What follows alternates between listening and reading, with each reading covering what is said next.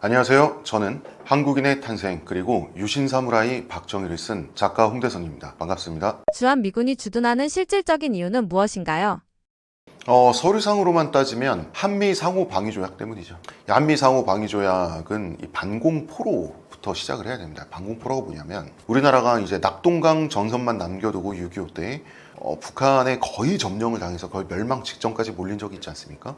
그러면은 이 북한군은 남한 땅의 대부분을 휩쓸고 다니면서 강제로 동네 주민들을 징집을 합니다. 그래서 공산당 군복을 입혀가지고 인민군을 만들어버려요. 이분들은 인민군이 될 생각이 없는데 인민군인 상태로 포로가 된 사람들이에요. 이것을 마음만큼은 반공이다 그래서 반공포로라고 하는데, 이 북한군 인민군 포로들을 이제 휴전협상 기간 동안에 당시에는 그 수많은 포로들을 세련되게 관리할 그런 행정력이라든지 시설이 없다 보니까 가장 확실한 게 섬이죠. 거제도에 이들을 집단 수용을 합니다. 그런데 거제도에 인민군 포로들을 수용을 하는데 사실 이 수많은 포로들을 관리한다는 게 당시에 보통 일이 아니다 보니까 어느 정도의 알아서 좀 정리 좀 해 이러고 자치권을 부여를 해서, 당연히 이 인민군 포로들에게 자치권을 부여하니까 이 거제도 포로 수용소 안에서 헤게모니를 장악한 사람들은 당연히 공산당 사상이 투철한 사람들이었어요. 이 인민군이었어요. 이 사람들이 사상적으로 의심스러운 반공포로를 고문하고 처형하고 학대하는 일들이 광범위하게 벌어집니다. 우리나라 땅에서 인민군이 공산주의 사상이 투철하지 않다고 사람을 고문하고 죽이는 일이 한국 땅에서 일어나게 된 사건이 바로 당시의 이 반공포로 사건의 배경이었어요. 그렇지만 그냥 놔두자였죠. 왜냐하면 당시에 미국과 영국은 가장 어떻게 보면 연합국에서 중요한 국가들이었는데, 미국과 영국은 거제도 안에서 어떤 일이 일어나든지 제발 좀 내버려두자. 왜? 이제 공산권과 더 이상 척을 지지 말자. 제발 휴전하고 싶다. 당시에 미국 국민들은 남의 나라 전쟁이잖아요. 남의 나라 전쟁에 자국 병사들이 가서 죽고 피를 흘리고 자기가 낸 혈세가 막 정말 이렇게 물 흐르듯이 쓰여지고 있는 모습에 미국 국민들은 지쳐 있었어요. 당연히 당시에 대통령이었던 아이젠하워는 미국은 재선할 수 있잖아요. 대통령 한 번 더 하고 싶은데 당연히 선거를 위해서는 국민들 편을 들어야 된단 말이에요. 그리고 영국을 당시에 통치하고 있던 처칠도 마찬가지였어요. 당시 영국은 그야말로 독일의 2차 대전을 통해서 탈탈 털린 상태였기 때문에 승전국이었음에도 불구하고 제발 더 이상은 네이버 나 죽어 제발 그만이라고 외칠 때였어요. 2차 대전의 진정한 패전국을 영국이라고 하잖아요. 아직까지도 2차 대전 전에 힘을 회복하지 못한 국가가 영국인데, 당시에 이승만은 전쟁을 종식할 거면 한미 상호 방위 조약에 사인을 해라. 그렇지 않으면 국군 단독으로라도 북한에 진군하겠다라고 미국의 또 멱살을 잡고 있는 이런 묘한 상태였어요. 왜 이승만의 입장에선 그랬냐면, 이렇게 공산권과 척을 질대로 진 후에 상호 방위 조약도 없이 미군과 연합군이 빠져버린다면 남한은 북한, 중국, 소련이라고 하는 동아시아의 공산권의 힘 앞에 남한 혼자 단독으로 딸랑 남게 돼요. 그러면 적화 통일은 불보듯 뻔한 상태인 게 맞았어요. 그래서 당연히 우리가 재침공을 당한다면 미국이 자동적으로 개입할 수밖에 없는 한미상호 방위조약을 이승만은 원했지만 아이젠하워는 사인해주고 싶지 않았어요. 왜? 재선해야 되니까, 국민들 눈치 보이니까. 이 상황에서 이승만은 반공포로 석방사건을 일으켜요. 뭐냐면 거제도에 학대당하고 위협당하던 반공포로들을 하룻밤 만에 무단으로 다 석방시켜버린 거예요. 왜 그랬을까요? 공산권을 매우 빡치게 만들기 위해서예요. 즉 공산권을 매우 빡치게 만들므로 하여 한미 상호 방위 조약 없이 남한에서 미군을 뺄 수 없게끔 만든 거예요. 그러면 즉 그냥 종전을 했을 때 남한이 적화 통일 당할 가능성을 극단적으로 올려놓은 거예요. 뭐 때문에? 한미 상호 방위 조약 사인을 얻어내기 위해서. 미국과 영국은 너무나 빡친 나머지 아이젠하워는 8년 동안 대통령을 하는데, 8년 동안 대통령을 하면서 자다가 깨서 다시 잠에 못 든 적이 이때가 처음이었다고 하고요. 이때 또 유명합니다. 영국의 처칠은 이때 마침 면도를 하고 있었는데요. 너무 놀라서 면도날에 턱을 베었던 걸로 유명합니다. 그래서 미국은 에버레디 계획이라고 해서 이승만 암살 계획까지 세워요. 하지만 이승만은 아무래도 미국이 그나마 믿을 수 있는 파트너였기 때문에 에버레디 계획을 취소하고요. 결국 한미 상호 방위 조약에 사인을 해줍니다. 이것 때문에 남한이 안심하고 경제 개발에 몰두할 수 있었던 중요한 조건이 바로 이 방위 조약입니다. 요거 제가 지난 시간에 이승만 대통령 정치적인 공과가 있었다고 했죠. 이거 이승만 대통령의 엄청난 공입니다. 이거 이승만처럼 외교를 물타기 외교, 외줄타기 외교를 이렇게 잘하는 사람이 아니었으면, 이렇게 대담한 사람이 아니었고, 이렇게 본인이 암살당할 위협에도 맞설 수 있는 사람이 아니었다면 한미 상호 방위 조약 얻어내지 못했어요. 그리고 나서 시간이 조금만 흐르고 나자 미국은 와, 그거 이승만 덕분에 우리가 정말 필요한 좋은 조약에 사인할 수 있었다, 다행이다 라고 미국도 뒤늦게 반성하면서 좋아하게 되는 그런 조약이 바로 한미상호 방위 조약이 되겠습니다. 미국은 사실 자국민 7만 명을 잃은, 사망 및 실종이 7만 명이거든요. 그런 땅을 포기할 수 있는 나라가 아니에요. 미국이란 나라에는 그러한 속성이 존재하지 않아요. 주한미군의 주둔 이유는 바뀌어 왔죠. 냉전 시대의 주한미군의 주둔 이유는 당연히 냉전의 최전선에 당연히 상대 소련, 중국, 북한의 멱살을 잡을 수 있는 위치를 포기할 수 없는 그거였지만, 지금은 공산권이라기보다는 미국을 제친 제2의 제국이 되기 위해서 뛰고 있는, 중국을 압박하기 위해서 필요하죠. 자, 지금의 주한미군은 북한이 아니라 중국을 압박하기 위해서 필요하다. 동의하지 않으실 분도 계시겠지만 이 증거는 중국이 아니라 북한을 봐야 확실한 증거를 알 수가 있어요. 김대중 대통령이 방북을 해서 김정일과 회담을 했었지 않습니까? 나중에 김대중 대통령이 회고를 합니다. 어떻게 회고를 하는가? 김정일은 이렇게 말했다. 어떻게? 한국은 미국, 중국, 러시아, 일본에 둘러싸여 있기 때문에 이들의 야욕으로부터 우리 민족을 지키기 위해서는 통일 후에도 주한미군이 주둔하는 것이 바람직하다. 김정일의 말입니다. 그리고 김정일의 아들인 김정은은 트럼프 1기 때의 국무장관이었던 이 마이크 폼페이오가 CIA 국장이었던 시절에 비밀 회담을 했어요. 평양에서. 마이크 폼페이오가 나중에 회고록을 쓰면서 김정은이 이때 자기한테 어떤 말을 했는지 다 기록으로 남겼습니다. 이 책이 전 세계 베스트셀러가 됐어요. 다 출간된 겁니다. 이거 정사예요. 야사가 아닙니다. 김정은은 뭐라고 말했냐면, 중국은 우리를 신장 위구르나 티베트처럼 다루고 싶어한다. 그것이 중국이다. 중국으로부터 우리를 지켜주기 위해서라도 주한미군은 필요하다. 김정은이 한 말이에요. 자, 그러면 김정일과 김정은은 우리 민족의 주적을 뭐라고 보고 있습니까? 중국이라고 보고 있어요. 북한의 판단이 정확한 거. 그리고 한반도를 중국으로부터 지켜내는 진정한 파트너를 뭐라고 인식하고 있죠? 주한미군이라고 인식하고 있어요. 북한은 부도덕한 정권이에요. 북한 정권은 부도덕하지 바보가 아닙니다. 김정일과 김정은은 나쁜 사람들이지 판단은 정확한 사람들이에요. 이들의 말이 맞습니다. 미군이 주둔하는 국가 중 비용을 가장 많이 부담하는 나라는 한국인가요? 매년 내는, 다달이 내는 그 금액 뭐라고 해야 됩니까? 렌트비라고 해야 될까요? 월세라고 해야 될까요? 금액으로 따진다면야 일본이 가장 많이 부담하죠. 이것 때문에 일본이 억울해하는데, 복합적으로 미국을 중심으로 한 전통적인 자유세계 블록에서 복합적으로 한국보다 비용을 많이 부담해온 나라는 단연코 없습니다. 단연코 없어요. 왜 그럴까요? 자, 생각해보세요.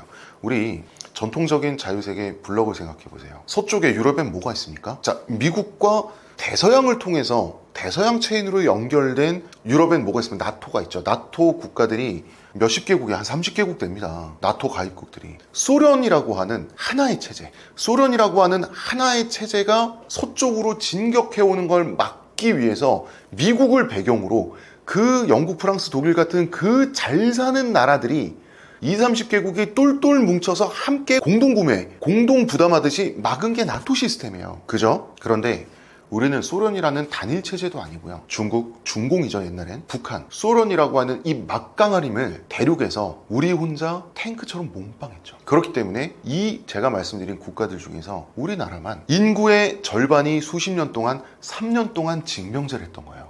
우리는 인구의 절반이 2년 내지는 3년 동안 군대에 끌려가서 징병제를 하면서요, 사실은 우리를 30년 동안 식민지배했던 일본을 대신 지켜주고 있었던 거예요. 이렇게 손해보는 지정학적 위치에서 이렇게 정말로 실제로 많은 손해를 본 국가가 어디 있습니까? 말이 되나요?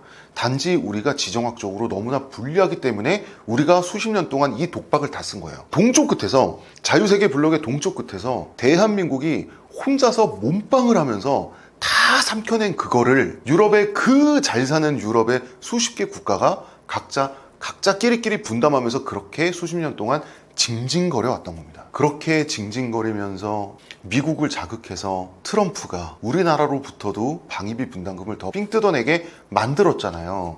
이 나약한 독일 놈들아. 그리고 독일과 일본은 미국에 돈 당연히 갖다 바쳐야 돼요. 왜? 독일과 일본은 제국주의, 나치즘과 일제 대동강공영, 일제 파시즘으로 세계에 해악을 끼치다가 비교적 보다 정의로운 미국과 당시 소련에 의해서 응징당해서 패전한 국가들이에요.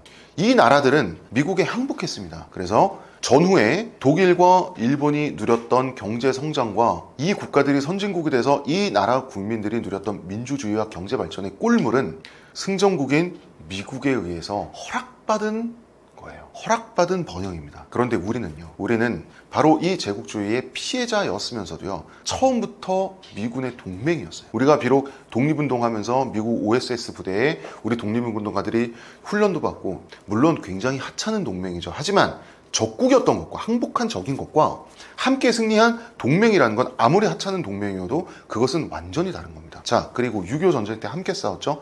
오케이, 그것까지는 우리가 도움 받았다고 칩시다. 월남전 때, 베트남 전쟁 때 함께 그렇게 적극적으로 피를 흘려준 유일한 국가가 우리나라예요. 전 세계가 미국을 욕할 때 우리가 같이 욕먹어줬습니다. 그런데도 우리나라는 어쩔 수 없이 모두를 위해서 결과적으로는 그 재수없는 일본마저도 위해서 결과적으로는 국민의 절반이 가장 중요한 인생의 2년 3년을 군대에 매몰해 있었죠. 인구의 절반이 징병제의 그 영향을 받으면서 소모되는 사회적 비용이란 건, 그 소프트 파워란 건 이루 말할 수 없는 거예요, 여러분.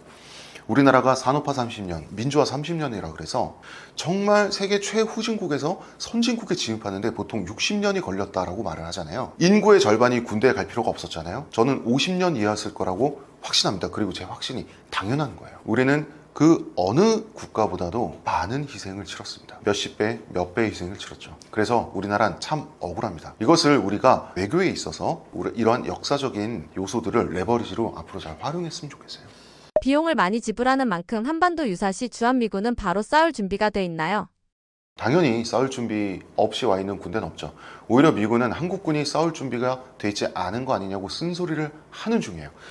미군과 국군이 합동훈련을 하면 국군의 훈련 상태에 대해서 이래서는 유사시에 전투를 칠 수가 없다라고 따지는 미군 장교들이 점점 늘어나고 있어요. 이건 뭐냐면 가령 중공군과 유사시에 싸우게 됐을 때 한국군, 국군의 숙련 상태가 이 정도여서야 미군만 나서서 희생하는 거 아니냐. 지금 이런 걱정을 미군에서 하고 있어요. 이유는 뭐냐면 인구 감소 때문이에요. 지금 군대에 갈 나이대에 남성 인구 절벽을 만났잖아요. 너무나 머릿수가 적다 보니까 사실 90년대, 2000년대, 그리고 2000년대 중반까지만 해도, 그때까지만 해도 도저히 이 친구는 군대에 보낼 수가 없다 라고 하는 친구들을 지금 군대에 다 끌고 가고 있어요. 경계선 지능, 온갖 신체 장애, 그리고 뭐 정말 바람 불면 날아갈 것 같은 몸매의 소유자, 사실은 우리 사회가 케어해주고 우리 사회가 존중해주고 보호해줘야 될 그런 어떤 신체적으로나 정신적으로나 이런 예민한 분들이 다 군대로 가고 있어요. 왜? 숫자가 없으니까. 원래는 커트라인을 넘을 수 없는 사람들까지 군대를 끌고 가니까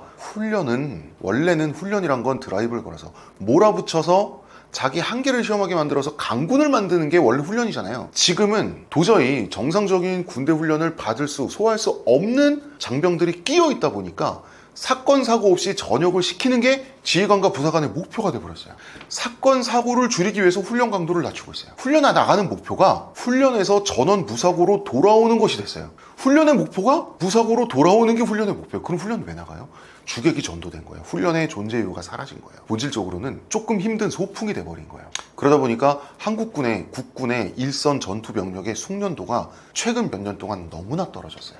저 상태로는 전투를 치를 수 없다라고 미군들이 말하는 중이에요. 심각합니다. 이런 얘기를 불과 10년 전까지는 미군들이 하지 않았어요. 10년 전까지는 미군이 한국군은 모두가 끌려오는 징병제 국가인데도 군대의 수준이 굉장히 높다고 했단 말이에요. 지금은 아니에요. 저 상태로는 전투를 칠 수 없다. 그리고 미군들의 말이 틀릴까요? 맞을까요? 맞겠죠. 큰일입니다. 지금 이 단계를 탈출해야 돼요. 유일한 탈출구는 오직 양성 징병밖에 없습니다. 저 젠더 싸움, 여성, 남성, 젠더 싸움, 젠더 갈등, 지금 성별 싸움 하자는 거 아닙니다. 전투력 유지라는 건 숫자의 문제고 국가 생존의 문제예요. 그냥 드라이한 문제입니다. 필요하니까 가야 돼요. 어쩔 수가 없습니다. 양성 징병 최대한 빨리 해야 됩니다. 주한미군은 미국의 이익을 우선하나요? 한국의 방위를 우선하나요? 당연히 미국의 이익을 우선하고요. 너무너무 당연하고요. 그러나 바로 그것 때문에 우리는 미국을 믿을 수 있어요. 외교에는 원교 근공이라고 하는 법칙이 있습니다. 교분을 맺고 가까운 이웃과 싸우라. 이것이 국가 기본이요. 더군다나 우리나라처럼 제국들의 국가는 원교 근공의 원칙을 반드시 지켜야 됩니다. 왜 그럴까요? 가까이 있는 친구는 적으로 돌변하면 우리가 막아내기가 너무 힘들어요. 멀리 있는 친구는 멀리서도 영향력을 유지하고 싶기 때문에 멀리 있는 친구인 우리를 믿어주고 우리에게 잘해줄 수밖에 없어요. 원교는 멀리 있는 친구가 추구하는 국익을 믿는 거예요. 멀리 있는 친구끼리는 헤어지지 않습니다. 그렇기 때문에 옛날에 고대 로마 제국과 파르티아 제국이 이를 악물고 두 제국이 100년이 넘는 시간 동안 싸울 때 말이죠. 싸울 때 파르티아 바로 옆에 붙어있는 아르메니아라는 나라가 있었습니다. 아르메니아 나라는 인종적으로나 문화적으로나 언어적으로나 역사적으로나 파르티아와 매우 밀접한 국가예요. 마치 우리나라와 중국 같죠. 우리나라 사람들도 중국 사람들도 인종적으로도 비슷하고 문화적으로도 비슷하고 역사도 많은 부분을 공유하고 이름이 둘 다 똑같이 한자로 돼 있는 이름을 국민들이 가지고 있죠. 아르메니아와 파르티아의 관계도 그랬습니다. 그런데 이 아르메니아라는 조그만 국가는 파르티아 옆에 탁 붙어 있으면서 끝까지 로마의 친구였고 이 로마와 아르메니아는 끝까지 서로를 배신하지 않았습니다. 물론 그 과정은 힘들었죠. 파르티아의 괴롭힘을 당했으니까요. 그런데 파르티아의 괴롭힘을 당했지만 파르티아에 흡수되지 않았습니다. 왜? 로마의 친구였기 때문에. 멀리 있는 로마의 친구였기 때문에. 지중해 건너 로마의 친구였기 때문에. 지금 우리가 태평양 건너 미국의 친구인 것과 같은 겁니다. 파르티아 제국은 지금 사라졌습니다. 로마 제국도 지금은 존재하지 않죠. 아르메니아 여러분 지구본 찾아보세요. 아르메니아는 아직도 망하지 않고 남아 있습니다. 우리는 아르메니아가 돼야 됩니다. 그래서 우리는 미국의 우정이 아니라 미국의 국익을 믿기 때문에 결코 미국을 배신할 수 없습니다. 우리는 미국과 중국이 결국 돌이킬 수 없는 지경에 이르는 그 싸움의 순간에 우리는 결정적으로 중국을 배신하고 그게 언제가 될지 모르지만 그때는 미국의 친구임을 재확인해야 되겠습니다. 주한미군이 없으면 전쟁이 일어난다는 말 정말 사실일까요? 주한미군이 전쟁 억지력을 강화해주는 건 사실이에요. 우리에게 주한미군이 필요한 이유는 유사시 미국의 개입을 자동적으로 확보할 수 있다는 메리트가 있죠. 하지만 절대적이진 않습니다. 그럴 리가 있나요?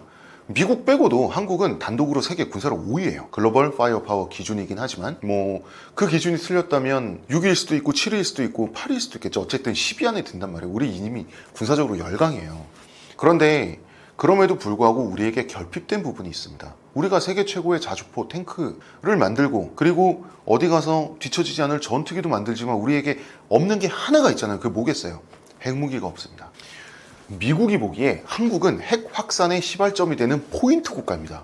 우리가 잘못 관리하면 한국이 핵무장을 하면서부터 전 세계의 핵 보유가 걷잡을 수 없게 될 것이다. 왜 그럴까요? 한국이야말로 입장을 바꿔 생각했을 때 정말 핵무기를 갖고 싶어할 나라이지 않을 수 없기 때문이에요. 미국이 생각해도 우리가 한국인이면 우리가 한국군이면 정말 핵무기 갖고 싶겠다. 그럴 수밖에 없잖아요. 우리가 미, 중, 일러, 북에 둘러싸여 있잖아요. 우리만큼 핵무기를 갈망하지 않을 수 없는 국가가 전 세계에 없어요. 바로 그렇기 때문에 핵 확산을 막기 위해서 미국은 얄밉게도 그리고 정말 비정하게도 우리의 핵 보유를 꾹꾹 누르고 있어요. 우리는 핵 보유에 있어서 수십 년 동안 미국의 잔혹한 탄압을 받아온 국가입니다. 그러면서 미국은 우리에게 이런 말을 하죠. 해구산 서비스 제공해주고 있잖아. 해구산이 뭡니까? 너네 핵 가질 필요 없어. 핵이라고 하는 것은 최후의 수단에 너희가 핵공격을 받았을 때 핵보복을 할 수 있기 위해서 너네한테 핵이 필요한 거잖아. 그럼 그 핵보복, 우리 핵미사일 쏴줄게. 그러면 핵을 가진 거랑 똑같잖아. 우리가 100% 보장해준다니까. 이게 핵우산 개념이에요. 자, 그런데 우리가 만약에 중국과 전면전을 치른다고 생각해보세요. 국가 총력전을 치른다고 생각해보세요. 서울 경기에 핵폭탄이 두세 발 떨어졌다고 생각해봅시다. 우리가 고고도 방어 체계로 아무리 막았지만 정말 중국이 비오듯 그 핵미사일을 발사하는 바람에 우리가 다 잡지 못하고 지면에 우리가 맞았다고 생각해보세요. 두세 발 정도. 그래서 우리나라 인구 500만 명 정도가 죽거나 방사능 노출로 죽음이 예약됐다고 생각해 보시죠. 서울 경기의 대략 절반 정도가 일시적으로나마 파괴됐다고 생각을 해보고요. 국가 총력전이잖아요. 중국의 인구가 우리의 28배입니다. 우리 500만 명 죽으면 중국에 얼마가 죽어야 되죠? 그 생각을 해야 돼요. 중국이 2억 명은 죽어야 돼요. 그래야지 계산이 맞는 거예요. 그리고 서울이 초토화되면 중국의 1위부터 30위까지 30개 도시의 시설과 인구를 잿더미로 만들어야 돼요. 그래야지 계산이 맞는 거예요. 자, 그런데 서울 경기가 파괴되고 500만 명이 사망했어요. 2억 명 죽여줘. 30개 도시를 파괴해줘. 미국이 해주겠어요? 이걸 한다고요? 이걸 해준다고요? 그래서 해구사는 허황된 거예요. 핵은 반드시 직접 갖고 있어야 되는 거예요. 자, 그 상태에서 그럼에도 불구하고 우리가 미국의 압력 때문에 핵을 갖고 있지 못하잖아요. 미국의 입장에서 주한미군 주둔은 한국의 핵보유를 막는 핑계이자 도구이자 명분이기도 한 거예요. 마찬가지로 우리가 핵보유를 정말 할 수 없다면 주한미군이라도 있어야 되는 거예요. 그래서 주한미군은 미국과 한국의 서로가 서로에게 윈윈이자 어떤 면에서는 루즈루즈 게임인 거예요. 그렇게 윈과 루즈가 맞물려 있는 채로 주한미군이 있는 거지, 마치 한국 너네 지켜주겠다고 우리가 살려주겠다고 주한미군이 있는 거고 주한미군이 없으면 우리나라 큰일 나고 이런 구도가 아닙니다. 그런 구도인 때도 있었죠. 80년대. 지금 우리나라 80년대 우리나라와 지금의 우리나라는 전혀 다른 나라입니다. 예, 지금은 지금의 입장, 지금의 관점에서 봐야지 80년대에 형성된 정치적, 외교적 기준을 가지고 지금의 2025년에 주한미군과 대한민국 국군 사이의 관계를 논하면 안 된다는 겁니다. 그래서 외교는 그렇게 복잡하진 않아요. 외교 군사는 그렇게 복잡하진 않지만 우리가 직관적으로 생각하는 것보다는 딱 한 단계, 두 단계 정도, 딱 그 정도 복잡하다. 이렇게 생각하시면 됩니다. 해방날 조선인들이 그 사실을 바로 알지 못한 이유는 무엇인가요? 그야 당연히 미디어 통신의 한계 때문이죠. 지금처럼 SNS가 있는 것도 아니고 심지어 라디오가 있는 것도 아니고, 물론 라디오는 당시에 보급이 됐었지만 대부분의 사람들은 라디오를 들을 수가 없었죠. 그리고 또 조선 총독부가 혼란을 우려해서 발표를 지연한 것도 있어요. 그런데 사실 일본 천황의 당시 항복 선언은 일본인들조차도 자세히 들어야 진위를 알 수 있는 애매한 내용이었어요. 뭐냐면 일본인들은 그 전까지 너무나 천황을 신격화했기 때문에 천황의 목소리는 인간이 들을 수 없다. 만약에 듣는다면 곧바로 죽는다라고 생각을 했어요. 천황의 목소리는 그냥 목소리가 아니라 오금이라고 이제 높여 불렀는데, 그 오금을 들었을 때 이게 사실이 맞는가라고 일본인들도 굉장히 혼란스러웠기 때문에 조선인들이 바로 알기는 당연히 더 힘들었겠죠. 1945년 8월 15일 당일 조선의 거리와 마을 분위기는 어땠나요? 동네마다 달랐습니다. 영화 속처럼 거리마다, 모든 거리마다 태극기와 환호의 물결이 흘러 넘치지는 않았어요. 동네마다 달랐기 때문에. 제가 한번 예를 들어서 설명해 볼게요. 지금 제 친할머니가 돌아가셨지만 생전에 저희 친할머니의 기억에 의하면 가까운 읍내와 장터에 흰 한복을 입은 사람들이 모여들어가지고 환호를 하면서 아리랑을 불렀다고 하는데, 그게 그 전까지 봤던 모든 풍경 중에 가장 장관이었다고 하셨어요. 그런데 저희 할머니는 충청도에서 나고 자라서 경기도 서남부로 시집을 와서 평생을 사시다가 돌아가셨던 분이거든요. 그런데 함흥 지역에 살던 노인들의 기억은 전혀 다릅니다. 그때는 굉장히 혼란스러웠고 전혀 축제 분위기가 아니었고 을씨년스러웠다고 해요. 왜 이런 차이가 발생했을까? 경제를 봐야 돼요. 일제 시스템에 피해를 입었는가, 수혜를 입었는가로 대략적 추정이 가능합니다. 일제는 조선 말기에 농업 양극화를 더욱 극단적으로 왜곡해서 극심한 양극화를 일부러 유도했어요. 일제는 본토 일본인들에게 쌀밥을 먹이기 위해서 조선의 쌀을 수탈했는데요. 대부분의 조선인은 따라서 일제의 피해자였다고 할 수가 있어요. 남한 지역 기준으로 해방 직후에 대략 80% 정도의 국민들이 농업에 종사를 하고 있었어요. 그런데 이 중에 85%가 소작농이었어요. 이것은 60% 이상, 70% 이하 인구가 착취받던 소작농으로서 그야말로 경제체제를 떠받치지만 그 수혜는 하나도 받지 못하는 철저한 피해자였다는 거죠.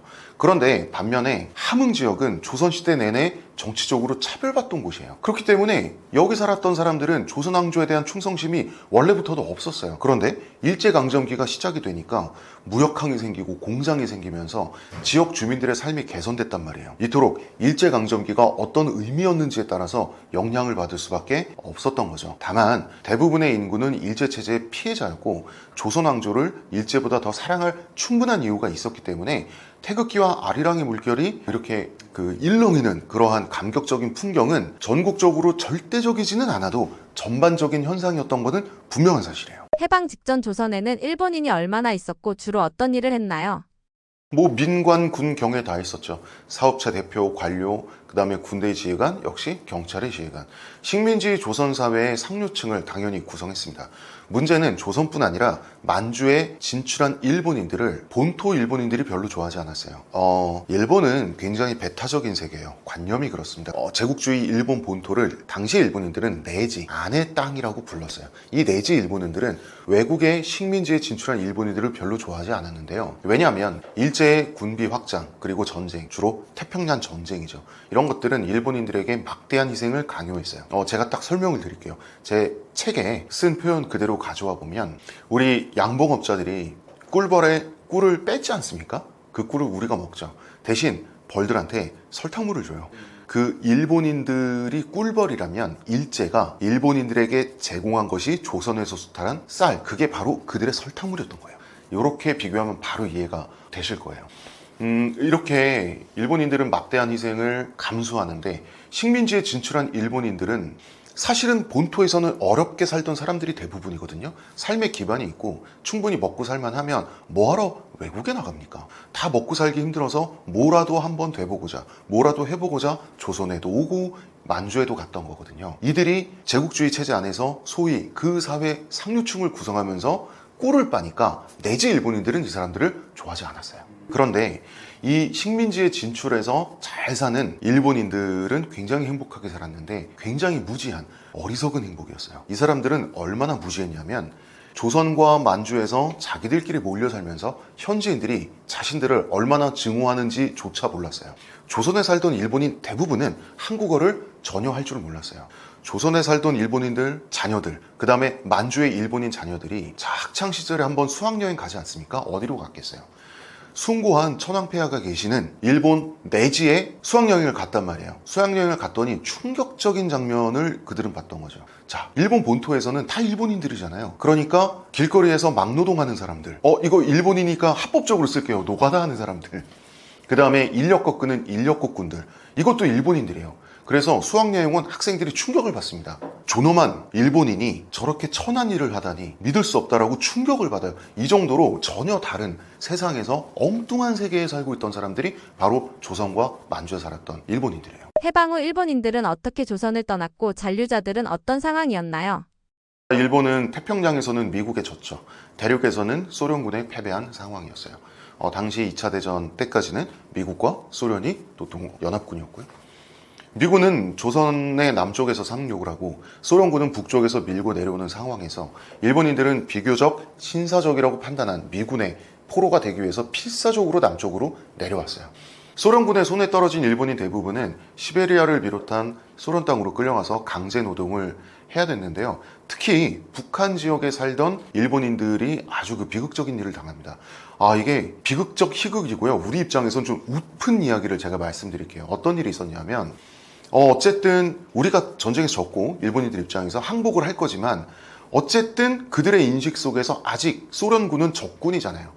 적에게 우리의 물자와 생산 시설을 남겨주지 않기 위해서 이북 지역에서 공장을 운영하고 시설을 운영하던 일본인들은 공장을 다 망가뜨립니다. 부숴요. 원래 적에게 넘어갈 수 있는 물자는 부숴서 넘기잖아요. 뭐 전쟁의 상식이긴 합니다만 그들이 그대로 소련군의 포로가 됩니다. 소련군의 명령을 받아요. 너희들이 해체한 공장 다시 세워. 다시 세웁니다. 그 공장 돌려봐. 다시 돌립니다. 공장 돌아가는 거 확인하죠? 그러면 소련군이 또 명령합니다. 공장 나사 하나까지 그대로 다 뜯어. 그리고 그 공장을 해체한 벽돌 하나, 나사 하나까지 모두 그 공장을 지었다 해체하고를 반복한 일본인들이 지고 시베리아로 끌려갑니다. 그래서 이 소련 땅에서 이 공장을 다시 짓습니다. 그리고 거기서 강제 노동을 하게 돼요. 길면 10년까지. 대박이죠. 반면에 미군은 소련군보다 훨씬 인간적이었어요. 몸만 가지고 떠나라. 정해진 현금 이상은 우리가 허용하지 않겠다. 그것만 가지고 너네 일본으로 돌아가. 이렇게 일제의 식민지에서 상류층을 구성하면서 살다가 다시 일본으로 돌아가게 된 일본인들을 일본에서는 히키 아게샤라는 이름으로 불렀어요. 이들은 아무런 기반 없는 하층민으로서 식민지에 진출했다가 상류층이 됐다가 다시 본토로 돌아가서 모든 기반을 잃은 채로 본토에서 역시 하층민으로 전락하게 됩니다. 그리고 이들의 후손도 거의 예외 없이 하층민으로 머물러서 지금까지 이어져 내려오게 돼요. 그래서 조선에서 떵떵거리고 살았던 일본인들의 후손 대부분은 지금도 역시 본토에서 하층민입니다. 물론 예외도 있어요. 코가 마사오라는 사람이 있습니다. 이 사람이 일본 엔카의 아버지라고 불리는 사람이에요. 이분이 설린상고 나왔어요. 우리나라에서.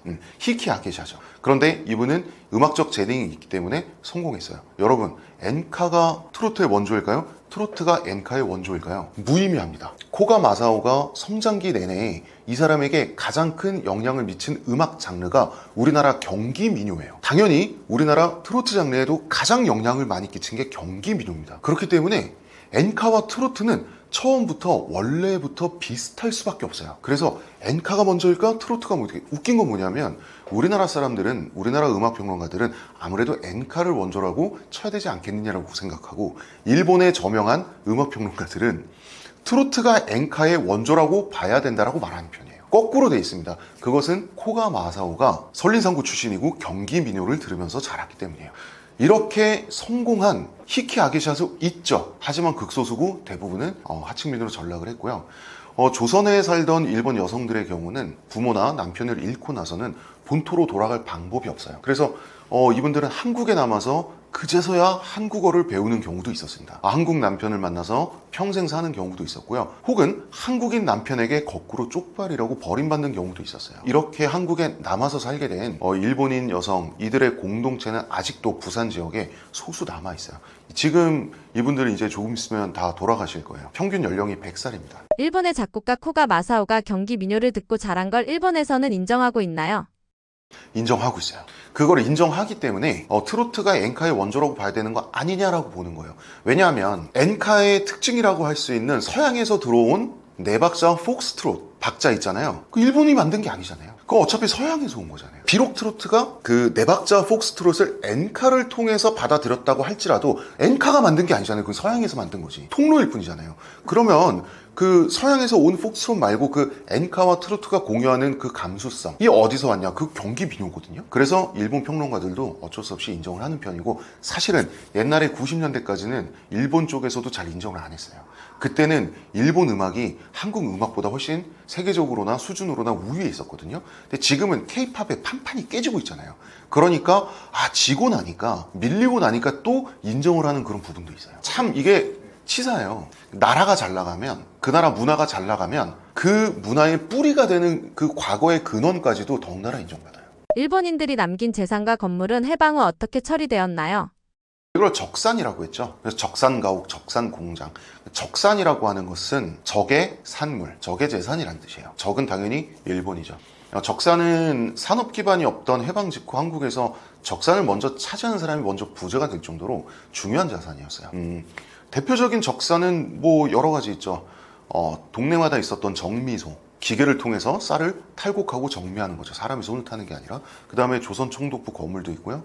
가장 중요한 적산은 아마 이거일 거예요. 각지에 아직도 시골에 남아있는 일제강점기 때 만들어진 초등학교들. 이 학교들은 우리가 요긴하게 썼죠. 근데 사람들이 모르는 정말 중요한 적산이 있습니다. 가장 강력한 적산은 바로 서울대학교 도서관의 장서예요. 일제는 사실은 일제의 총 본산을 조선과 한국이죠. 한반도와 일본 열도와 대륙 만주의 한중간에 있는 한반도 안에 일제의 본진을 옮기려고 했어요. 그래서 천황이 머무는 곳을 어소라고 하거든요. 고소.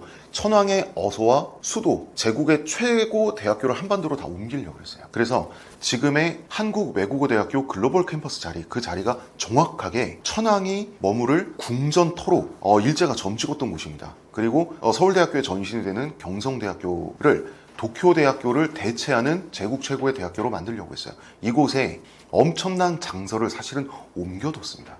자, 지금은 인터넷 세상이잖아요. 지금은 웹, 챗GPT 이런 게 있지만 그때는 정말 소프트 파워라는 게 정말 종이책에 다 있었던 시대잖아요. 이 엄청난 장서를 남겨두고 일제가 패망한 거예요. 이 장서가 해방 후에 한국 경제 산업 발전에 매우 요긴하게 쓰인 진정한 소프트 파워입니다. 이거 창피할 거 없어요. 전리품이 됐든 노예품이 됐든 잘 썼는데 이거 나쁜 게 아닙니다. 이거 우리 선조들이 정말 잘하신 거예요. 해방 직후 친일파들은 어떤 처벌을 받았고 이후 어떤 길을 걸었나요?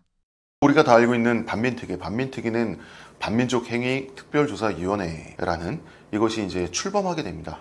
그리고 너무나 빨리 몰락을 하게 되죠. 우리가 과거사 청산이 깔끔하게 되지 않다 보니까 우리나라 사람들은 보통 이런 식으로 생각을 합니다. 독립운동가 후손은 폐지 죽고 친일파 후손은 떵떵거리며 산다라고 우리가 인식하고 있지만 사실 그 정도는 아니에요. 매우 아닙니다. 애석하게도 집안을 일으키지 못한 독립운동가 집안이 있긴 해요.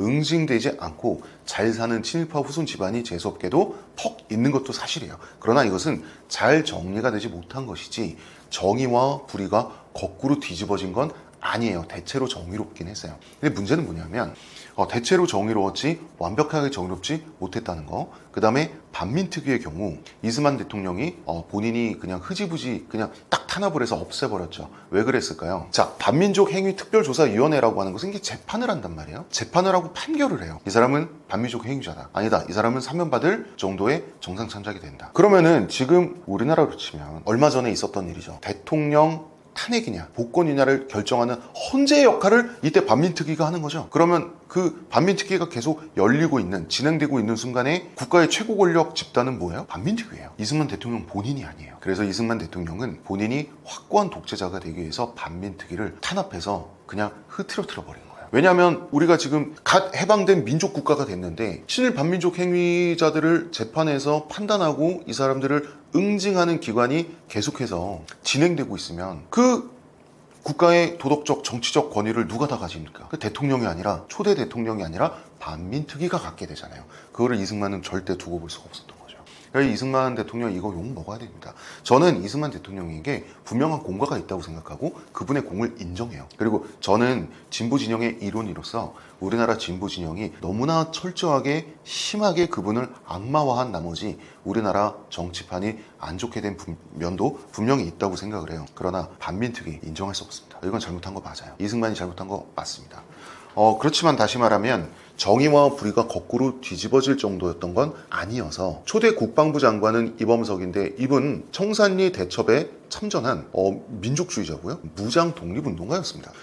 그리고 또 이제 우리나라가 해방되자마자 과거사 청산을 못했다라고 하면서 땅을 치고 원통회하는 진보 진영 분들이 내놓는 증거가 있습니다. 육군 사관학교 초대 1대부터 5대 교장까지가 다 일본군, 만주군 이런 일제 장교 출신이다. 맞아요. 그런데 왜 그랬을까요? 그것은 아무래도 세련된 현대군을 운용하는 법을 배운 건 만주군, 일본군 출신밖에 없는 거예요. 그래서 야 너네 세팅해 라고 해서 소위 말해서 막노동, 세팅하는 그 일을 시킨 겁니다. 1대부터 5대까지. 그리고 이제 틀이 잡혔다라고 판단되자마자 6대부터는 싹 다 독립운동가 출신이 교장을 맡아요. 쓰고 버린 겁니다. 그렇기 때문에 우리가 생각하는 것만큼이 아니에요. 그리고 무엇보다 만주군 출신 장교들의 운명을 바꾼 것이 한국전쟁이었습니다. 사실 만주군 출신 장교들, 일제 군인 출신들은 북한에서든 남한에서든 운명이 좋지 못했어요. 운명이 좋지 못했는데 자, 한국전쟁이 벌어지니까 6.25 전쟁에서 남측도 북측도 서로 이기기 위해서 모든 자원을 총력전으로 갖고 와서 하는데 당연히 인적 자원이 중요하죠. 이때 제대로 싸울 줄 아는 현대군을 경험해 본 사람들은 다 만주군 출신들이에요. 그래서 남측이나 북측이나 만주군 출신 장교들을 부활시켜서 적극적으로 전쟁 일선에서 사용했다는 점은 똑같아요. 그런데 만주군 출신들은 6.25 전쟁이 일어나기 전까지 남한에서는 천대를 받다가 6.25 전쟁에서 부활을 하면서 나름 복권이 되거든요. 자, 그럼 어느 쪽이 옳은지 한번 생각해 보세요. 북한은 만주군 출신 장교들을 최일선에서 아낌없이 쓰고 나서 전쟁이 끝나고 다 숙청했어요. 이거는 어떤 의미로는 민족 정기를 바로 세웠다라고 주장할 수도 있지만 사실 어떤 의미로는 거래 차원에선 배신이죠. 독립운동가들 대신 최일선에서 목숨을 걸고 싸워야 했던 이유는 뭡니까? 거기엔 당연히 살아남는다면 정치적으로 복권된다는 암묵적인 거래가 당연히 그 안에 있는 거잖아요. 그런 차원에서 보면 6.25 전쟁에서 뼈와 살을 갈아서 최선을 다해서 싸우다가 가까스로 살아남은 만주군 장교들을 복권시켜준 남한 체제가 더 도덕적일 수도 있는 거예요. 더 정직하고 깔끔한 거래를 한 체제잖아요. 이런 식으로 우리가 생각해 볼 수도 있어요. 그래서 만주군 출신 장교들이 그토록 국군에 많았던 것은 우리가 그들의 도움을 6.25 전쟁에서 받았던 부분도 있는 거예요. 우리가 역사를 볼 때 이렇게 복합적으로 생각할 필요가 있는 겁니다. K-팝 데몬 헌터스가 국뽕의 전투화라는 주제와 어떻게 맞물린다고 보시나요? 국뽕의 전투화가 아니라 세계화죠. 왜 세계화냐 하면 외국 자본과 외국 크리에이터들이 알아서 만들었다는 거죠. 그것도 한국 정부의 오더를 받아서가 아니라 본인 스스로의 부와 명예를 위해서. 이것은 K-팝이 세계적 콘텐츠가 되었다는 정말 명확한 증거죠. 비록 한국 아티스트들이 대거 참여하긴 했지만 주도한 것은 미국인들입니다. 미국인 감독인 메이 강이 한국계 미국이긴 하지만 어쨌든 미국인이죠. K-팝을 외국인들이 소비만 하는 게 아니라 이제는 K-팝 콘텐츠를 생산하는 데도 뛰어들었다. 중요한 변곡점이 되지 않을까 생각이 들어요. 그리고 또 한국이 주요 열강에 들었다는 반증이기도 합니다. 여러분, 겨울왕국 생각나시죠? 왜 겨울왕국 얘기를 제가 꺼냈냐 하면 지금 K-팝 데몬 헌터스가 제2의 겨울왕국이라는 소리를 우리나라에서 뿐만 아니라 외국에서도 듣고 있어요. 그런데 겨울왕국은 잠정적 배경이 노르웨이죠. 노르웨이와 한국이 의외로 지금 비슷한 공간이 됐어요. 이 얘기를 한번 해보겠습니다. 우리나라의 보편성과 신비성의 기묘한 조합을 생각을 해봐야 돼요. 디즈니 동화 애니메이션이 전통적으로 배경으로 잘 삼았던 곳은 원래 중세 유럽이죠. 같은 서양 문화권이고요. 미국의 문명이 잉태된 곳이기 때문에 문화적으로 퍽 잘 이해할 수 있는 것이 유럽이에요. 그러면서 현대 미국과 다른 점이 있죠. 아파트가 아니라 중세의 성이 있고 왕자와 공주라고 하는 신분이 있고 이런 것들이 있는데 그 신비감을 미국과 현대 미국과 다른 신비감을 적절히 섞을 수 있는 시공간이 중세 유럽인 거예요.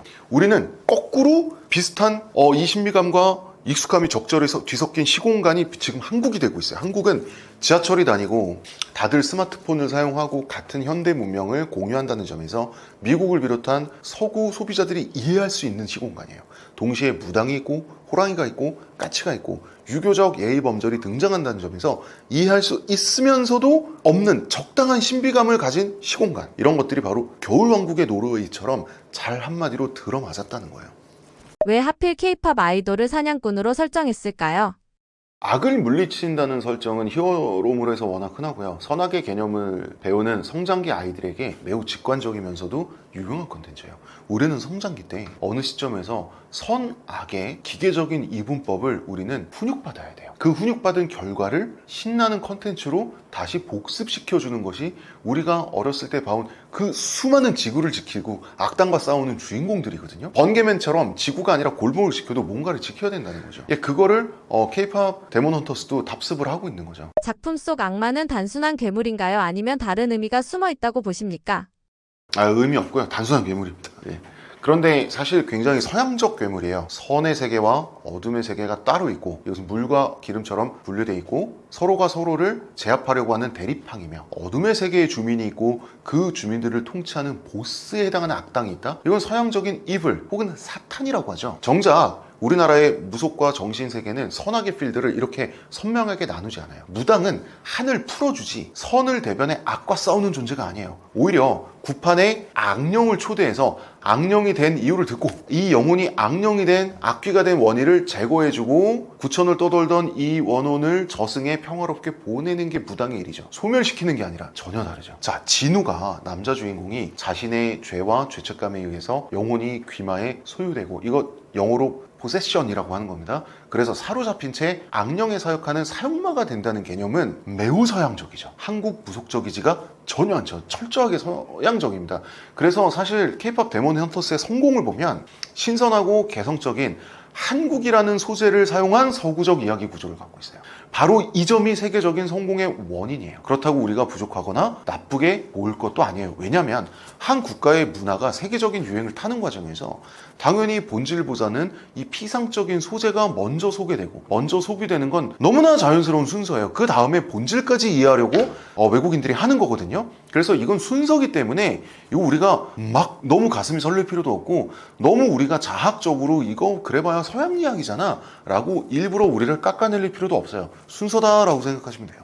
무대와 전투 장면이 국뽕을 자극하는 방식은 구체적으로 어떤가요? 그야 간단하죠. 기깔나게 그리고 찍었으니까. 그런데요, 팬들이 우러러보는 세계적인 K-팝 아이돌이라고 하는 설정은 디즈니 프린세스와 마찬가지로 여자아이들 혹은 그냥 아이들의 허영심을 매우 자극하죠. 저는 여기서 한 번 더 거꾸로 생각해 봤으면 좋겠어요. K-팝 데몬 헌터스를 보면 내가 아이라고 생각을 하고 한번 가정을 하고 이걸 보면 엄청난 허영심을 자극하거든요. 그런데 허영심이 나쁜 건가요? 저는 전통적인 디즈니 프린세스가 하는 역할이 아이들에게 해악을 끼친다고 생각하지 않아요. 남주가 목숨 걸고 구이주기로 결심할 만큼 예쁘고 사랑스러운 게 그 자체로 나쁜 건가요?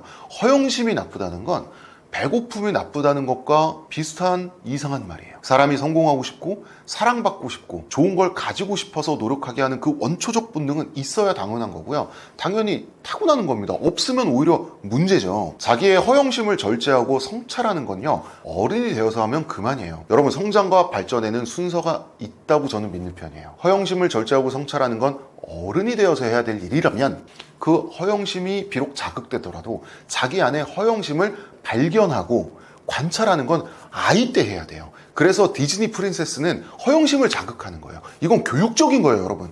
그래서 지금 미국에 오랫동안 전통적인 성 역할을 해체하는 교육이 유행이지 않습니까? 그런데 저는 반대하는 편이에요. 저는 아이들이 전통적인 성 역할론의 영향을 받아도 된다고 생각해요. 다만 청소년 어느 시기 혹은 어른이 돼서 의문을 제기하고 혹은 나만의 선택을 할 수 있는 자유가 보장되면 되는 거라고 생각해요. 사냥이라는 행위는 문화적 저항과 어떻게 연결되나요?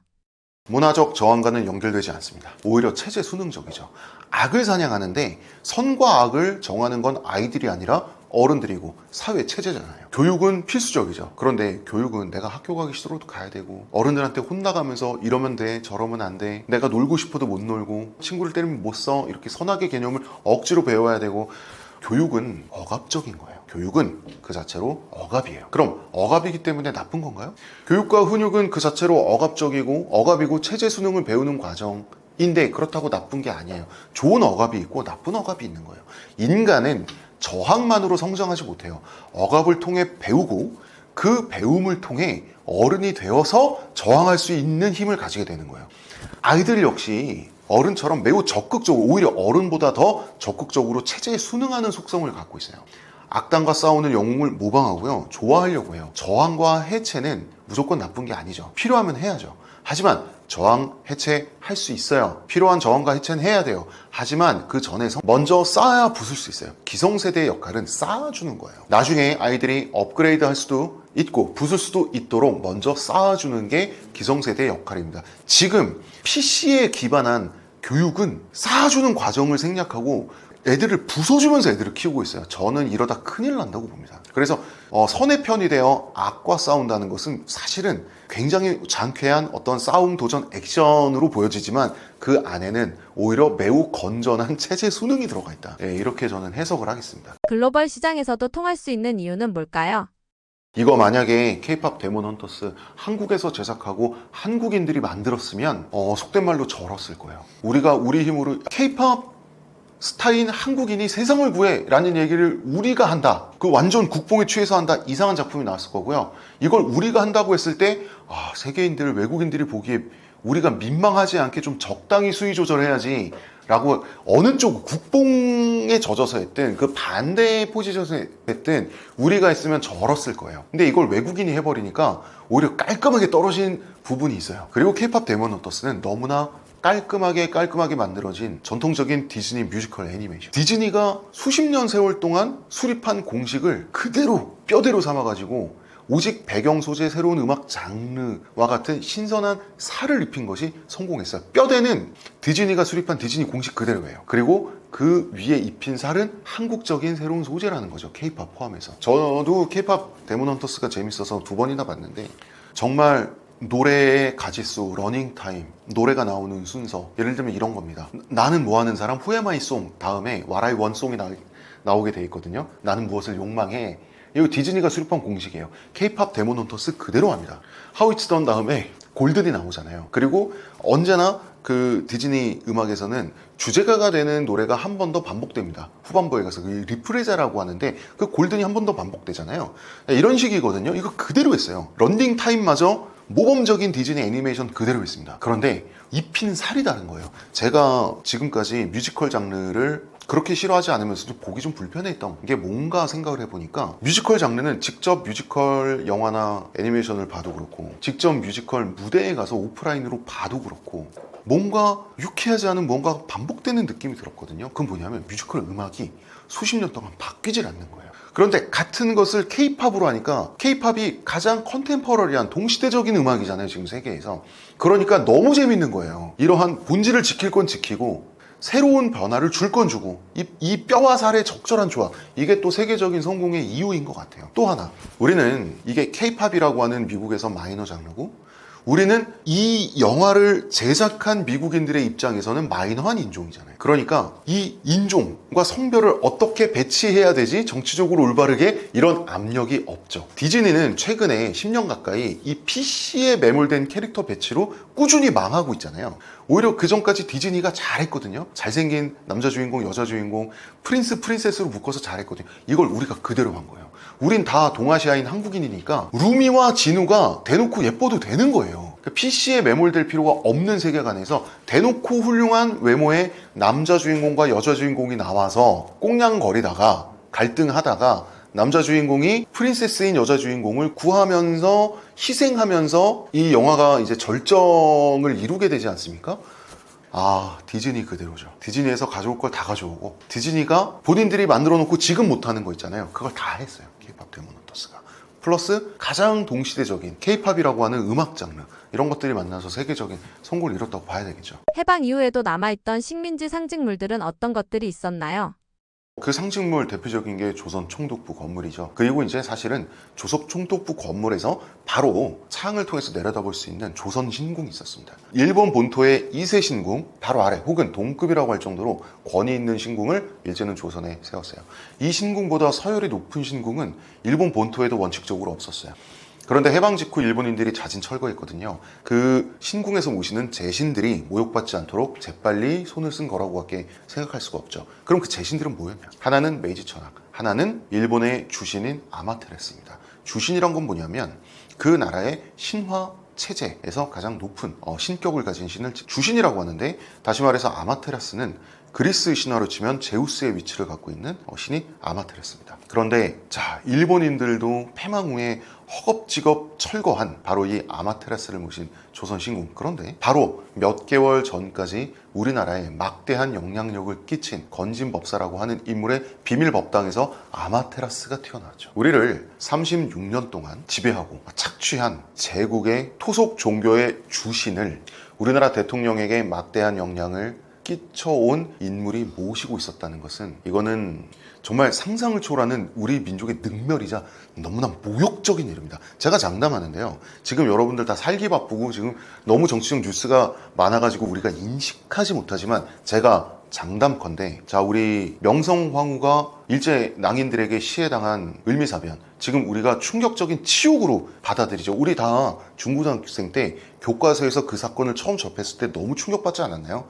100년 후에 우리 후손들은 그 정도의 모욕감 섞인 충격을 받을 겁니다. 이거는 정확히 비슷한 느낌을 주는 사건이에요. 우리 역사적 수치입니다. 다만 다행스러운 것은 명성황후는 죽었고 우린 나라를 뺏겼지만, 이번에는 바로 그들을 국민이 세운 법의 힘으로 그 정권을 중간에 우리가 중단시켰잖아요. 우리나라가 탄핵됐잖아요. 정말 참으로 천만다행입니다. 조선 총독부 건물은 해방 이후 철거 전까지 어떻게 사용되었나요? 처음에는 주한미군 육군 사령부에서 사용을 했고요. 그 다음에 이제 미 군정에서 우리나라를 잠시 맡아서 통치하는 그 총본부, 캐피톨 홀이라고 불렀어요. 이 캐피톨 홀을 우리나라 또 사람들이 중앙청이라고 번역을 해서 중앙청이 됐고요. 그 다음에 이제 재헌국회, 처음에 이제 첫 번째 우리나라에서 열린 국회의사당 역할도 잠깐 했고, 그 뒤로는 대한민국 정부 청사로 사용되다가 결국 이제 국립중앙박물관이 돼서 오랫동안 거기 이제 유물을 전시하는 곳이 됐었죠. 대한민국 역사상 가장 시원한 결단이라 불린 조선 총독부 철거는 어떤 날이었나요?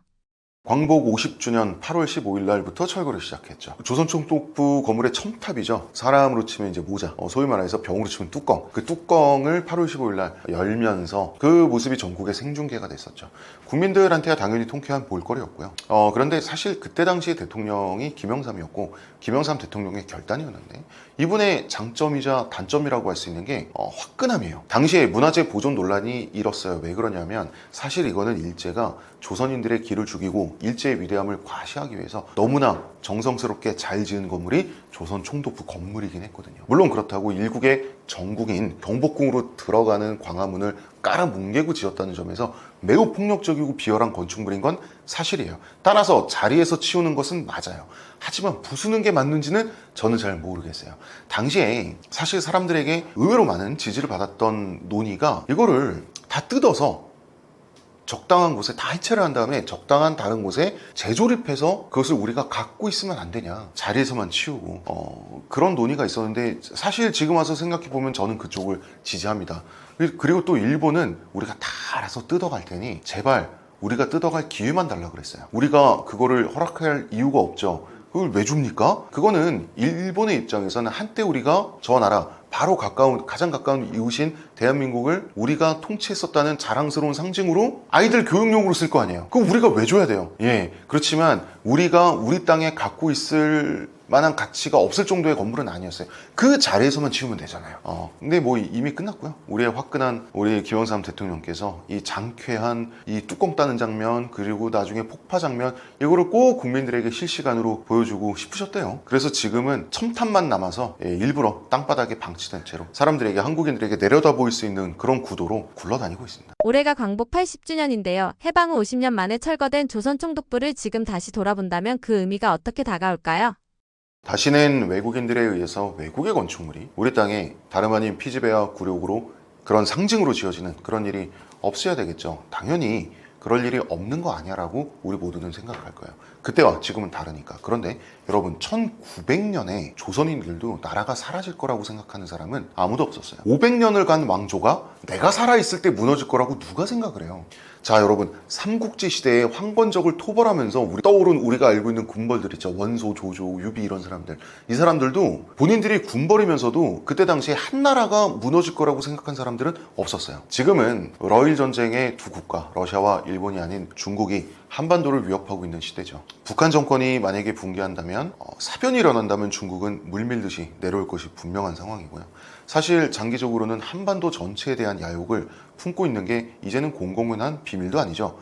그것은 그냥 기정사실인 상황에서 우리가 비슷한 일이 다시 일어나지 않을 거라고 생각하면 안 되죠. 항상 대비를 해야 됩니다. 세계는 고립주의와 우경화의 시대로 가고 있고요. 또다시 재무장의 시대로 접어들고 있어요. 제가 드리고 싶은 말씀은, 저는 1978년생이에요. 제 세대를 X세대라고 하죠. 저는 1990년대의 청소년이었습니다.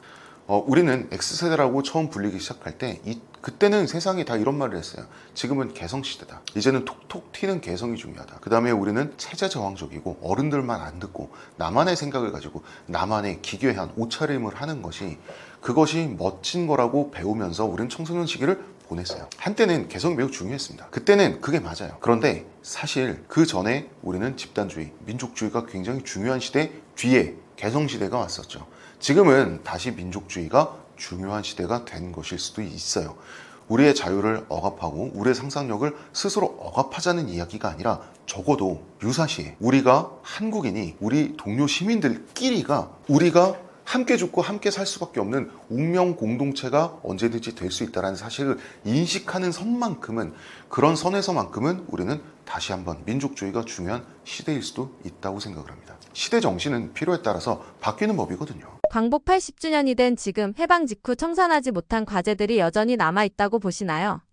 당연히 뉴라이트죠. 뉴라이트 비판서를 지금 공저 중에 있는데요. 저는 아직도 일본 덕을 본 건 본 거라고 떠드는 사람들이 판을 치고 있고, 그뿐만 아니라 심지어 지난 윤석열 정권의 정신적 지주 노릇을 하면서 대통령으로 하여금 국익을 저해하게 만드는 그런 실질적인 힘을 끼치고 있어요. 우리가 해방 이후에, 그리고 한국전쟁을 거치면서 과거사 청산을 제대로 하지 못한 부분은 대부분은 더 이상 우리가 손을 쓸 수 없는 과거의 일이에요. 그러나 지금 할 수 있는 건 해야 됩니다. 그건 바로 뉴라이터 같은 반국가 세력, 대한독립을 무시하고 일제를 존경하는 자들이 스스로를 감히 보수라 칭하는 현상이 얼마나 기이하고 모욕적이라는 사실을 명확히 인지하는 겁니다. 제가 독도 예를 한번 들어볼게요. 이거는 왜 뉴라이트가 보수가 아닌지, 왜 윤석열에게 영향을 끼친 그들에게 영향을 받은 윤석열이 보수가 아닌지 제가 명확히 설명을 드리겠습니다. 노무현 대통령 시절에 일본 군함이 독도에 가까이 붙어서 우리의 간을 본 적이 있어요. 그때 노무현 대통령이 국지전이 일어나더라도 우리 함대를 출동시켜서 자위대 군함을 그냥 탱크처럼 밀어버리라고 그랬어요. 그래서 자위대 군함이 혼비백산에서 달아났습니다. 그 다음에 이명박 대통령이었죠. 이명박 대통령은 일본이 독도에 대해서 도발을 할 때 아예 독도에 갔어요. 대통령이 독도 땅을 밟았습니다. 무슨 뜻이냐면 이 땅은 우리 땅, 우리가 시료 지배하는 우리 땅이라고 아예 그냥 만천하에 공표를 해버렸어요. 이렇게 일본 기를 확 죽여버렸습니다. 자, 노무현과 이명박이 어떤 사이입니까? 한 사람이 한 사람을 죽인 사이예요. 한 사람은 진보고 한 사람은 보수입니다. 그런데 왜 똑같이 행동했을까요? 그것은 영토에 관해서 국가는 절대 양보할 수 없는 것이고 바로 그 역할을 대통령이 수행하기 때문인 거예요. 독도 문제에 관해서는 좌우가 따로 없는 겁니다. 그런데 윤석열은 어떻게 했습니까? 독도에 관해서 일본이 그렇게 수많은 도발을 했는데도 아무것도 하지 않았어요. 그리고 왜 아무것도 하지 않았는지에 대한 설명도 아무것도 국민들에게 아무 설명도 하지 않았습니다. 이걸 보수라고 할 수 있나요? 네. 이거는 보수가 아닙니다. 좌우를 초월하는 거죠. 좌우를 초월한 매국이죠. 아니면 매국인지 음주인지 알코올성 치매인지 셋 다겠죠. 세대가 바뀌고 해방의 기억이 희미해지는 가운데 광복 80주년에 우리가 반드시 기억해야 할 이유는 무엇일까요? 국가에는 국가 정신이란 게 있습니다. 이 정신을 훼손하는 행위는 반역이라는 사실을 반드시 인지하고 살아야 됩니다. 지금 정부의 가장 중요한 임무는 경제적으로는 민생이고 정치적으로는 통합이겠죠. 그렇지만 국가적, 역사적 차원에서는 내란의 완전한 종식이 가장 중요한 임무 중에 하나입니다. 내란의 종식이 아니라요. 내란의 완전한 종식. 그것은 내란 가담자들을 철저히 법적으로 응징하는 겁니다. 내란이 여러분 하이 리턴, 하이 리스크라는 점을 분명히 해줘야 돼요. 몇 년 살다 사면시키고 적당히 수사하다가 말고 이쯤에서 그만두고 그것을 마치 상생과 통합이라고 착각하는 것. 여러분 상생과 통합은 나라 안으로, 내란은 나라 밖으로 구축하고 밀어내야 되는 거예요. 여러분 내란이 하이 리스크 하이 리턴이 아니라 로우 리스크 하이 리턴이 되잖아요. 그러면 우리나라는 쿠데타가 쉽게 일어날 수 있는 나라가 되는 거예요. 예를 들면 태국처럼. 태국은 걸핏하면 쿠데타가 일어납니다. 쿠데타 실패하면 외국에 망명 가면 그만이에요. 한 6, 7년 있다가 다시 국왕이 부르면 돌아옵니다. 여러분 생각해보세요. 쿠데타에 성공하면 세상 모든 걸 가지는데 실패하면 몇 년 살다가 사면받는다? 그럼 저 같아도 쿠데타 일으키고 싶을 것 같아요. 우리가 이런 선례는 다시는 남겨서 안 됩니다. 우리가 간신히 선진국이 됐지만 이제 다시는 선진국에서 탈락할 수 없는 국가가 되기 위해서 내란에 대한 철저한 응징은 반드시 필요합니다. 그건 선진국이 되는 절차예요. 여러분 지금 우리가 알고 있는 선진국들, 영국 옛날에 얼마나 잔인하게 왕의 목을 쳤습니까? 프랑스 시민혁명 얼마나 잔인한 과정이었죠? 그리고 2차 대전 끝나고 나서 프랑스가 내부 숙청을 할 때 얼마나 잔혹했습니다. 국가는 국가 정신이란 것이 있기 때문에 그 정신을 바로 세우는 과정은 불가피한 잔인성은 피하지 말고 불가피한 거니까 피하지 말고 수행해야 되는 거예요. 여러분 내란은 국가를 부정하는 것이고 국가는 자신을 부정한 자들의 존재성을 철저히 부정해야 됩니다. 그것이 국가고 그것이 정의고요. 그것이 국가 정신입니다. 여러분 평화적이고 포용하고 상생하는 걸 진보라고 착각하시면 안 돼요. 거꾸로 우리 사회가 진보하기 위해서 진일보하기 위해서 우리 국가가 내란이라고 하는 행위를 통해 받은 폭력을 정당한 폭력으로 되갚는 것, 그것은 불가피하다면 반드시 수행해야만 하는 과정입니다. 국가란 폭력을 독점하는 것을 국가라고 합니다. 철학적으로. 그래서 내란도 완전히 종식되고요. 저는 대한민국이 지금 굉장히 혼란스럽고 어렵지만 선진국에서 다시는 탈락할 수 없는 국가가 됐으면 좋겠어요. 그래서 정말 오래가는 열강 중에 고정 멤버가 됐으면 좋겠어요. 영국, 프랑스, 독일 이런 자리에 대한민국도 있었으면 좋겠습니다. 그리고 그렇게 되기 위해서는 결국은 남북한이 통일을 향한 길로 갔으면 좋겠어요. 제가 한국인의 탄생 그리고 유신사무라이 박정희라는 이런 책들을 쓰면서 사실은 모르겠어요. 저는 제가 이렇게 애국자인 줄은 몰랐는데 지금도 제가 애국자인 건 잘 모르겠습니다. 근데 제가 생각하는 애국은 이런 거예요. 결국 한국인은 운명 공동체라는 사실을 모두가 인지하면서 살았으면 좋겠어요. 지금 대한민국이 많은 성취를 이뤘지만 또 매우 불안하기도 합니다. 인구절벽, 부동산, 경제난, 자영업자들의 몰락, 그리고 중국이 드러내고 있는 그 강대한 그 비열한 욕망과 또한 바로 옆 나라 일본의 우경화라든지 미국의 고립주의, 우리가 여기까지 어찌어찌 왔지만 우리가 누리는 것들의 기반이 사실은 고체가 아니라 액체라고 해야 될 정도로 지금 우리가 서 있는 이 선진국으로서의 삶은 안정적이지 않습니다. 그래서 우리가 선진국이 되는데 성공은 했다만 이제는 다시는 선진국에서 탈락할 수 없는 나라를 만들어야 할 텐데 그런 나라를 우리가 만들어가는 과정에서 한 번은 위기가 있을 거거든요. 그래서 전쟁이 됐든 뭐 IMF와 같은 위기가 됐든 그 두 가지 이상의 위기가 합쳐진 것일 수도 있겠죠. 그때 우리가 사실은 위기 상황에서만큼은 우리 모두가 운명 공동체라는 사실을 잊지 않기 위해서 미리 준비를 했으면 좋겠어요. 성별 간에, 세대 간에, 좌우 간에, 지역 간에 누구에게 투표를 했든지 간에 지금보다는 증오가 좀 줄었으면 좋겠습니다. 예, 지금까지 저는 한국인의 탄생, 유신 사무라이 박정희를 쓴 작가 홍대선이었습니다. 감사합니다.